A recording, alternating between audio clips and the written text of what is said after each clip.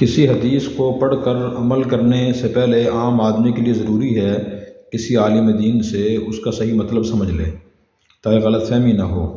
امام خطابی رحمۃ اللہ علیہ بڑے محدث گزرے ہیں، تو انہوں نے فرمایا کہ نبی کریم صلی اللہ علیہ وسلم کی یہ حدیث ہے، نہا رسول اللہ صلی اللہ علیہ وسلم عن الحلق قبل صلاۃ الجمعہ، کہ نبی کریم صلی اللہ علیہ وسلم نے جمعہ کے دن نماز جمعہ سے پہلے حلقے بنانے سے منع فرمایا ہے۔ اصل لفظ یہ حلق ہے، یہ حلقہ کی جمع ہے۔ تو فرماتے ہیں کہ ایک شخص نے اسے پڑھا عن الحلق، کہ حضور صلی اللہ علیہ وسلم نے نماز سے پہلے جمعہ کے دن حلق کرانے سے، سر منڈانے سے منع کیا ہے۔ تو فرماتے ہیں خطابی رحمۃ اللہ علیہ، میں نے کو سمجھایا بھئی یہ حلق نہیں ہے، حلق ہے، حلقہ کی جمع ہے۔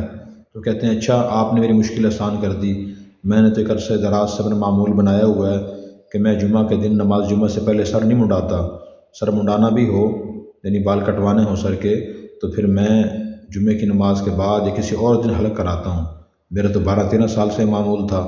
دیکھیں انہوں نے خود حدیث پڑھی اور خود سمجھا اسے بغیر کسی عالم کے، بڑی غلط فہمی ہوگی اور 10-12 سال وہ اس غلط فہمی میں مبتلا رہے حدیث کو غلط سمجھنے کی وجہ سے۔ جب کسی عالم سے اس کی وضاحت ہوئی تو غلط فہمی دور ہو گئی۔ اللہ تعالی ہمیں دین سمجھ کر عمل کرنے کی توفیق عطا فرمائے۔